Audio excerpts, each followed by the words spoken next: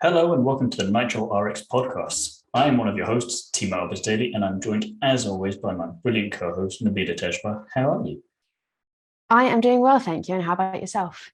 Very good, thank you. And we're back for another episode where we're joined by a different guest yet again of a very different variety because we just like attacking Nitro RX from every possible angle so far this season, especially when we've got such a big gap between races. So this time around, we're joined by one of Xite's main sponsors for this season and across both Nitro RX and Extreme, which is Myenergi. And we're going to be talking to one of the main people involved in the company, which is Chris Chapman. So it should be a very interesting and exciting chat, don't you think? Yeah, I definitely think so. And him being the sales director, I'm interested to see how they've kind of joined forces with Xite and linked in for this. Well, what's been an extremely exciting journey for them, because not only are they in Nitro RX, they're also doing Extreme E with them. So it's going to be a lot of fun to listen to it. Should we get started? I think so.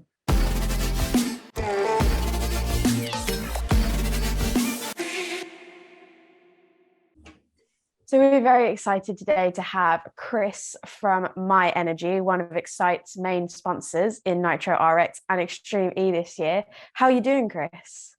Yeah, really good. Thank you. Yourself? Yeah, really good. Thank you. Thank you for joining us. And I'm really excited to chat with you today because we're going to be able to approach a slightly different subject of just kind of the driving side and get into a little bit about sponsorship, which is quite exciting. So thanks for being on the show. So, Chris, tell us about your background and why you ended up with Myenergi team. Oh, that's a good one because I guess I was closely linked, but not quite. So all of my history is in automotive sector. So I spent 18 years in the motor trade, starting from being a car salesman in the local car dealerships to moving up the ladder within the dealership network and then working for some OEMs with Nissan and MG Motors with their electric vehicle divisions. So I had an experience of Myenergi because especially when I was at Nissan and we were offering Nissan Leaf, we offered a free charger with every Nissan Leaf that was sold. And we had so many customers coming and going, I don't want that one. I want a Myenergi. And ultimately, I had to give in. So I let the customers have a Myenergi product and I ended up working for them. So, and the rest is history. And it turned out that they were actually only 25 miles away from my home. So in a village 25 miles away. So I went to go and see them, join them. Yeah, exactly. And the technology here was second to none. So that was me nearly 4 years ago.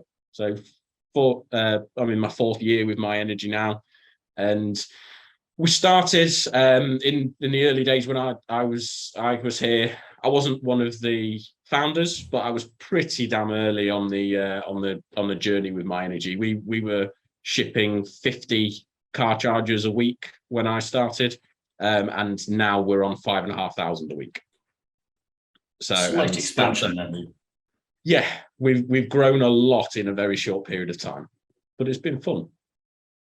Yeah, I mean it's kind of staggering the way that it's grown quite so much. I mean, does it feel like it's been 4 years already, or are we like how have we gone from A to B so quickly? It feels like it's been 40, but also at the same time, it feels like it's been 40 seconds. So it's one of those where we've done so much in such a short period of time.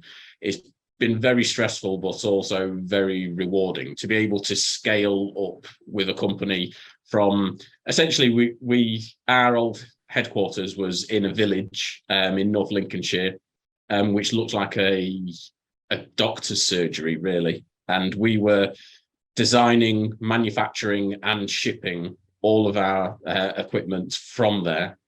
And then COVID hit and we had to really, really think of, do we back ourselves? Do we double down? And we did. And we took on a lease for a huge retail park to set up manufacturing, which was about 15 times larger than we'd got at the time. That was 3 months into COVID. And then we moved into the headquarters that I'm talking from now. But by the time we'd put the first stake in the ground to be building this headquarters, we realised it was too small, and that was supposed to be for manufacturing, offices, everything. Then it just became office space, and now we're building 4 more of what I'm sat in now, just behind us, to be able to house everything again. But that's probably going to be too small by the time that's completed next year. So we're now on a next stage of development. I don't know how you keep track of all. It does sound stressful. At least it's kind of the good kind, if that can be applicable to stress. Yeah, exactly. And the fact that we've done everything locally, UK manufactured, we've been able to give back to the local community in terms of jobs. I think I was in and around person number 20 when I joined, and now we employ more than 400 people, all from local area, etc. So it's been good to be able to give back to the community. Definitely. And then you're saying that you're kind of throwing everything at the wall in a sense and seeing what sticks, and a lot of it is sticking, as it would seem, and that's why you have to keep expanding so much all the time. How did this lead you then into the motorsport arena with Nitro RX? Honestly, a gentleman called Oliver Bennett dropped into my DMs. He was after some car chargers. So he messaged me on LinkedIn. I got talking to him, saw the fact that he was a racing driver on his profile, got talking to him a little bit more about what you're racing in, and he was doing World Rallycross, and he was just about to start with Extreme E. Myself and Ollie got on really, really well, so somehow managed to do a bit of a joint deal that I'll help him out with some chargers, and we might be able to help him with some sponsorship on his Extreme E electric car. So we joined forces with the Xite energy team from there for Extreme E. We did the 2021 season with them. And right from the start, Ollie had been saying that Nitro was going to go electric, and that's what he wanted to compete in over in the US. And I flew out with him to Phoenix at the tail end of last year to really is just to have a look what Nitro was all about. They had the FC1X there on display at launch, and it looked phenomenal. And then Travis Pastrana took me on a guest ride in his Subaru around Wild Horse Pass, and doing the gap jumps. I just fell in love with it straight away, and came back, sat in our boardroom and said, we need to sponsor this. We need to get involved somehow, because this is going to be superb. So on the one hand, the stress of having to constantly expand, on the other hand, joyriding in a Subaru with Travis Pastrana kind of balances out a little bit. Exactly. Yeah, there's definitely some cool wins that we've had on the way. That's awesome. What, and it like that. That's the link that you never hear of. Like, oh, by the way, we just slid into the DMs of the sponsor and now they're working together. But that is a perfect way to kind of link everything. And then obviously you mentioned Ollie Bennett was one of the drivers, but we've had Chris Meek in the car for the last 2 rounds. How excited are you to have, are you looking forward to seeing Jensen Button driving in the car? And do you think you're going to get to go on a lap with him in Minnesota or at any of the rounds? So definitely excited about it. Jensen Button driving in Nitro is just going to be epic. I was a Jensen Button fan through Formula One, and I'd met Jensen a couple of times with Extreme E. So that's where the Jensen link comes into how he's now racing with the Xite Energy team because of the Extreme E links. It is going to be a shame that Chris Meek can't compete in Minneapolis, because he was super quick when he didn't have any first corner problems with someone driving into him or having a puncture. He was one of, if not the fastest drivers out there. So that's going to be a shame. But I was with Jensen in Wales, in Pembrey, and also in Barcelona for testing. And Jensen is just quick straight away. Like one lap is a little tester lap, and then he's on it. So it will be super cool to see Jensen driving in the car, and it'll be really interesting to see how he gets on with the door-to-door combat that seems to be on. It seems to be a lot more door-to-door action than I was expecting already within the first 2 races of the year. So it'll be really interesting to see how Jensen gets on with that. He's really, really quick.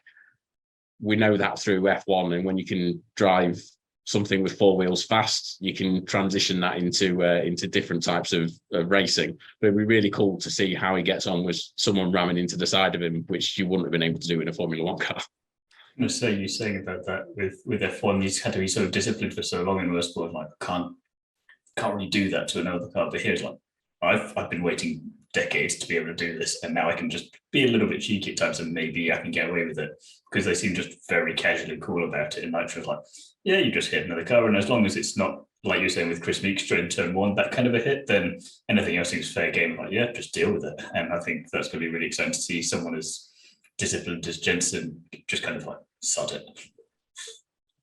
Yeah, exactly. In Formula One, if you try to close the door on somebody, they would back out and not wanting to lose a front wing or something like that. Whereas here, if someone starts to close the door, someone will drive into the side of it. So it's going to be interesting, to say the least. Definitely. And I would say it's more of a representation of this just ever expanding nature of Myenergi and your kind of way into Nitro RX, because you've managed to attract this global superstar in Jensen. But it's obviously not, as nice as that looks on paper, there's obviously going to be a lot of stress and difficulties going along with that. So what, in your opinion, has been the biggest challenge for you in your career so far for you to overcome? Oh, that's a good one. So in my career, which is kind of one lane in automotive side, the big thing, I guess, I'd put it down to self-confidence, because the further up the ladder that I've grown, and the fact that now I'm involved in some really, really cool stuff with the likes of Jensen Button, I suffer from imposter syndrome. I'm effectively, I look back and say, I'm a car salesman. So, but now I'm at venues talking to the likes of Jensen Button and Travis Pastrana, and as a brand of Myenergi, we're on the global side. So I often held myself back, thinking, actually, I'm in a world which I probably shouldn't be in. But then when you actually take it back another step and go, actually, I've earned my stripes. I've succeeded in all of the stepping stones to be here, and everybody else is just like me. Even the racing drivers have had to earn their stripes to be on the world stage. So that is the biggest thing I've overcome, is actually accepting the fact that I should be where I'm at, and have the confidence in my skill set and my ability to deliver on a higher scale. Going off that, you were saying about the joyride you had with Travis earlier. Was that one of those moments where you had that kind of feeling again, or one of these pinch me moments, or was kind of the most recent experience where you had that? Yes, very much. And to be honest, everyone who I was with out in Arizona at the time thought I was crazy for wanting to go in a car with Travis Pastrana.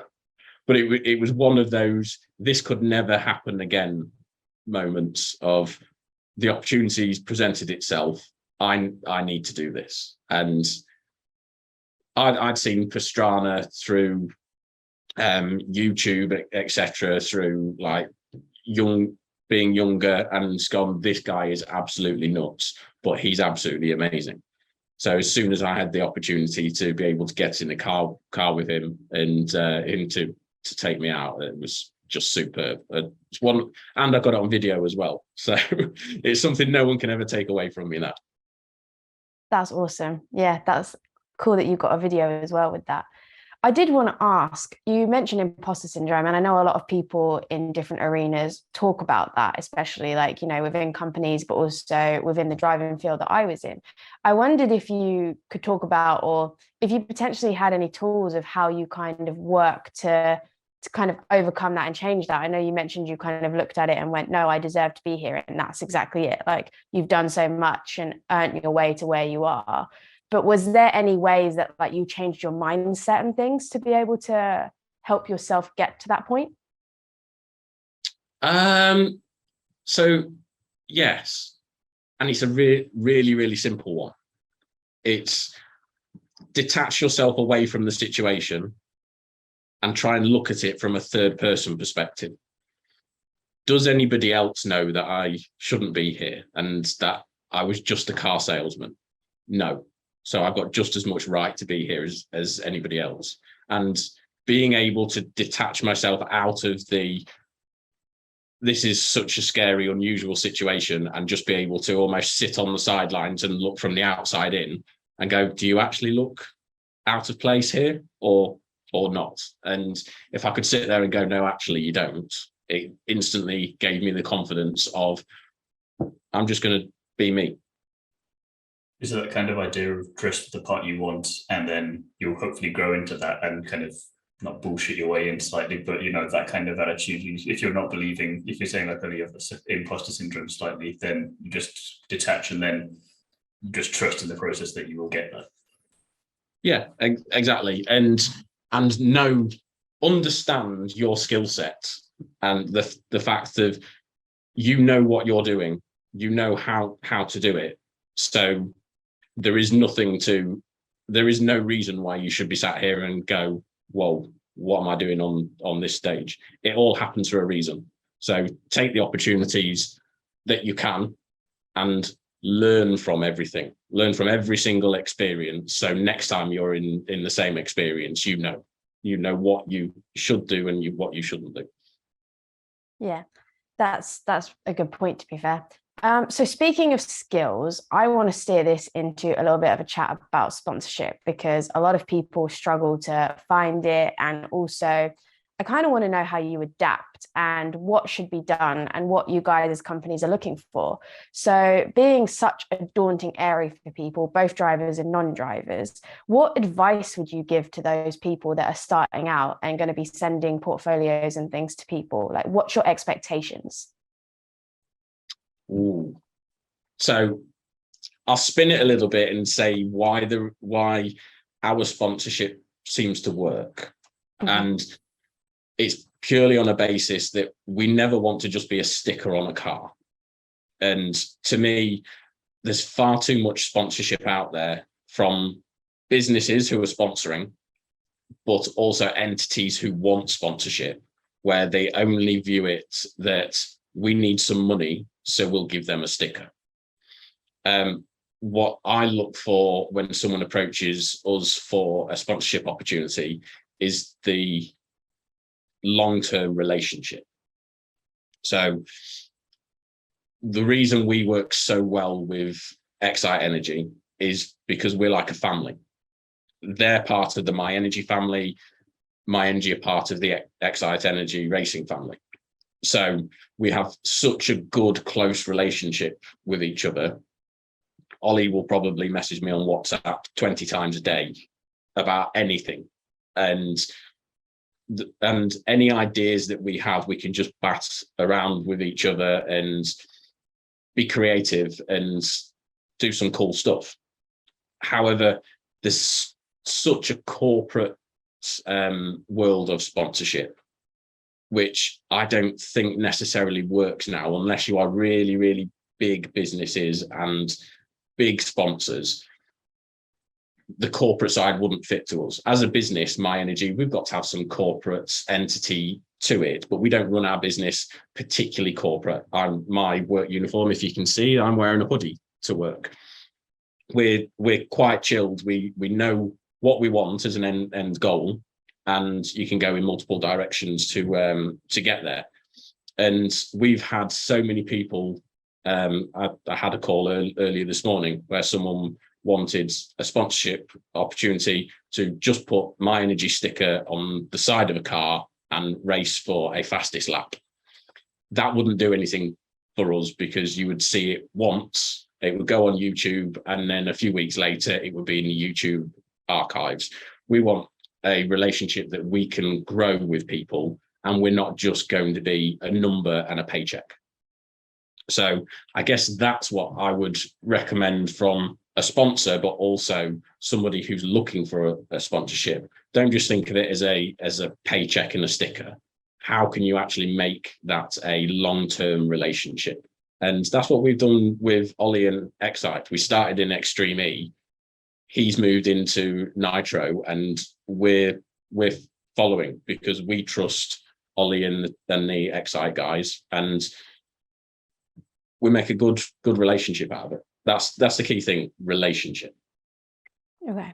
Would you also say, along with relationship, added value is extremely important, not just saying, oh, I need this amount for this sticker and I'm doing these events. You kind of want to see, like, if they come to you with, I plan on doing this, this, and this, how can you help and how would you like to be involved? And you kind of work together to build that sponsorship package kind of thing. Is that something more that your company would work towards more than just, here's my portfolio, but there's no added value?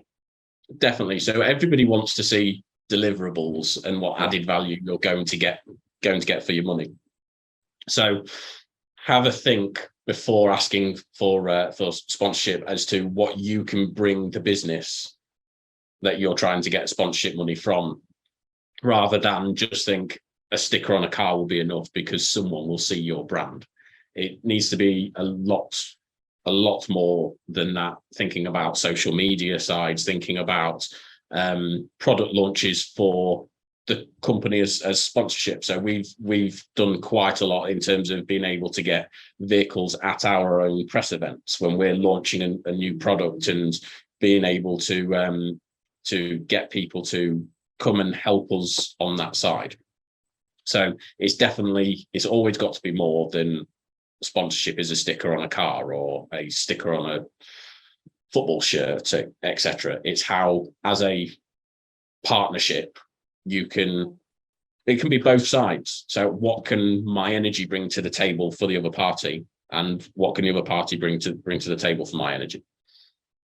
Absolutely. Do you think you're seeing a trend, or do you think we will see a trend in more companies being that style of approach, obviously with social media and different aspects of marketing coming to play? I think so, definitely. I think I'd guess that over the past 3 years, especially with the global pandemic, a lot of people moved away from the big sponsorship deals. And now people are coming back into the frame, but they expect more from it. Where you used to have the big global companies who were quite happy to just put some branding out there because they had huge budgets, now people have to justify the budgets. So I couldn't just sponsor something because I thought it was cool. I have to justify internally where that money's gone and what return on investments that we're getting. So, and I think majority of businesses are like that now. They had to tighten up the purse strings through the pandemic, and whilst they're loosened now, justification is the key. So it's definitely going to happen more and more.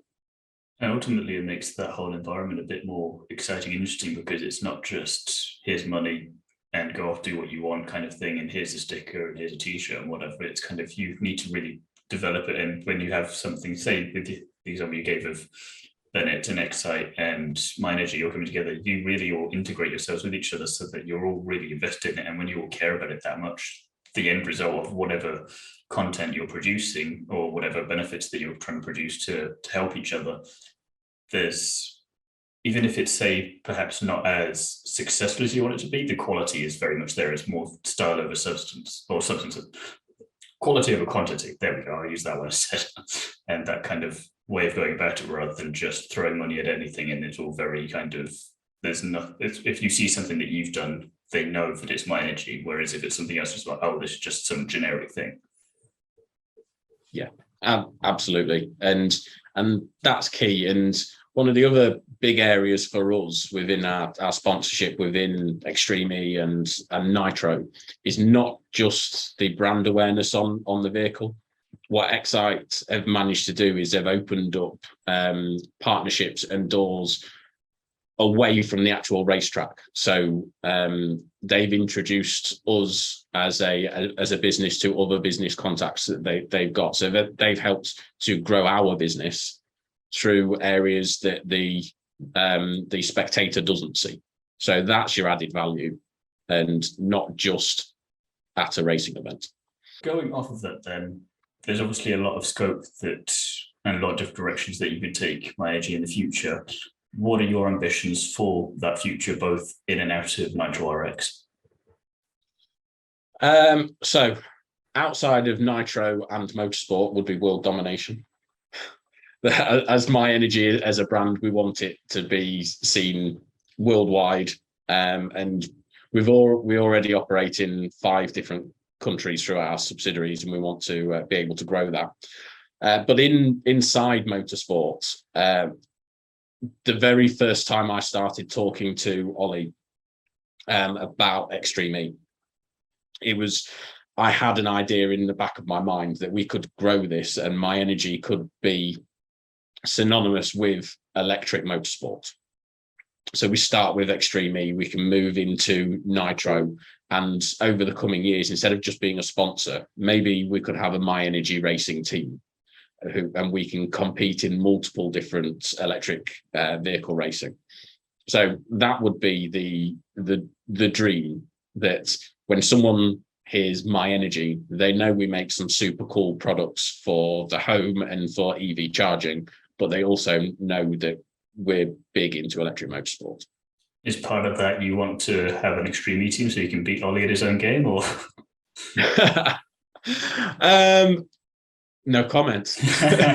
Do you know what? It's just something that our industry is very techy, and I want people to know that everything can still be cool. And especially with motorsport at the moment, the transition from petrol engines to electric, it's happening fast, but there's still a huge element of the true petrol heads who are out there going, nah, I still want a V8 engine, etc. And that's fine, but electric can still be cool. And that's what I want Myenergi to bring to people, to show that being kind on the environment and being involved in renewables and electric vehicles can still be super cool and super exciting. And that's where Nitro fits in really, really well, because Nitro is such a cool motorsport anyway. And the fact that it's now got purpose-built FC1X with 1,000 brake horsepower and cars which will be able to do 150 foot plus jumps, that's just wicked. Yeah, I mean, we can be part of it. So you say that about Nitro, it reminded the 3 kind of, in my opinion, the biggest ones you've got on electric motorsport now. You've got Formula E, which is kind of like the electric alternative to Formula 1 to show that is possible. You've got Extreme E to show that the mad off-road side of it can be done. And then you've got Nitro RX in the middle, kind of combining the best of both, and then saying, we'll throw in some big hella jumps in there as well, because that's just a good bit of fun.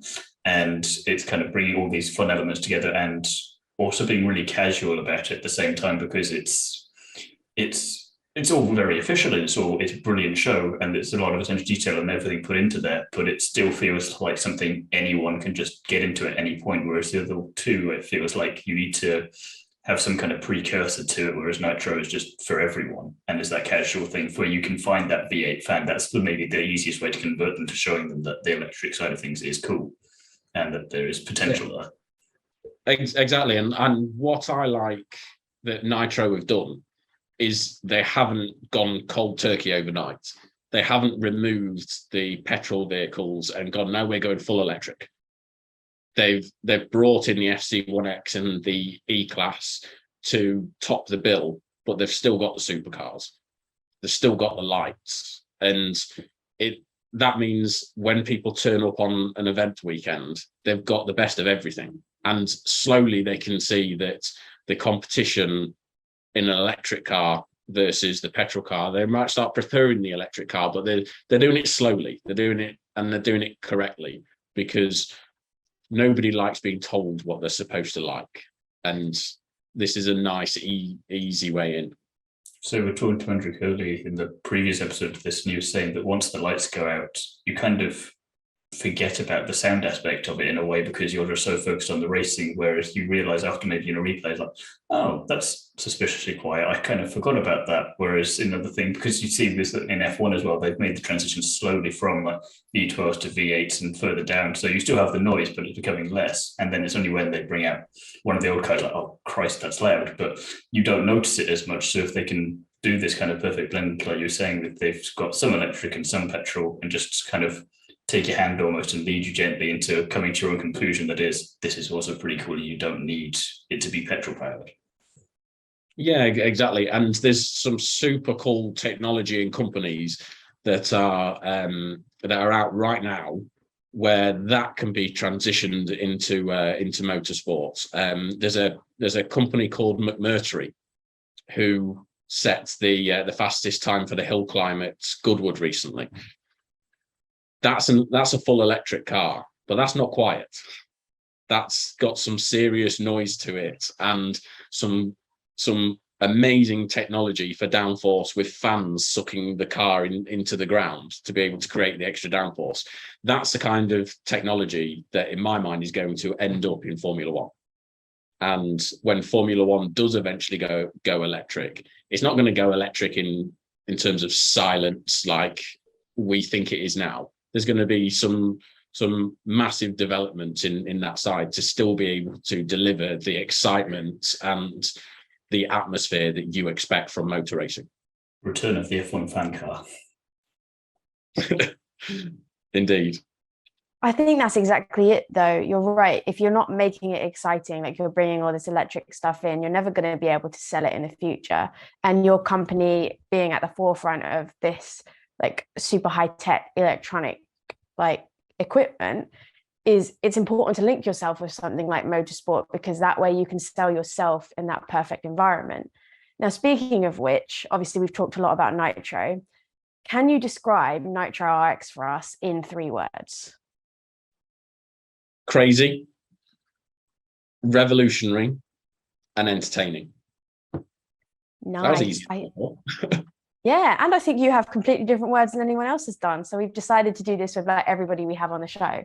And it's really intriguing to hear what people have to say. But I like that. Revolutionary is what stuck out for me on that. And I think the tie-in of you guys, like maybe we're going to see a trifecta. Maybe we'll see the Formula E team, Extreme E, and Nitro in a few years' time, eh? And that fits into the top thing of all Domination. Exactly.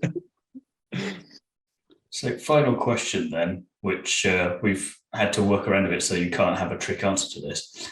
If you had a blank slate of drivers for the team and you couldn't choose the ones that you already have racing for you, who would you want in your team and why? Ooh, right. Number 1 would have to be Travis. 199, because the guy's an absolute machine. He's the ex-champion for the series for last year, so that's an easy choice. And I think he's going to be competing at the front again. Definitely now we're going across to the US races. He's definitely going to be one to beat. And then taking the second seat, I'm going to say me, because I am reigning go-kart champion at Myenergi. And I just love to give it a go. I mean, if that doesn't count for something, I don't know what does. Oh, exactly. But it would be so cool to give it a go and just be able to drive one lap on there. But as a real answer, let you in reserve, maybe. Yeah, I can take the reserve seat, but I'd go Petter Solberg. Okay, that's not a bad second choice either. That's a fairly strong lineup right there. And if for whatever reason you need a guest driver in there, you can. We heard it here first. If one of those two pops in.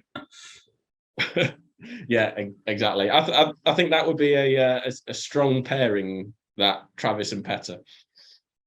So yeah, yeah. And so there's just so many strong different drivers in Nitro RX. I'm just trying to think of all the different combinations you could have. Like, yeah, you're not going to find a weak lineup, but there's definitely a very strong one.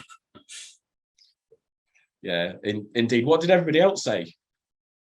We've not asked everyone that question, actually. I think you're the first one we've asked for, because we've had someone in a position of power that could maybe be influential in deciding these things. Well, it's been an absolute pleasure chatting with you, and I want to thank you very much for your time and wish you and the team and Xite and everyone there the best of luck for the rest of the 2022/23 season. Superb, thank you. I might see you guys in Minneapolis. Fingers crossed, you never know. Brilliant, thanks guys.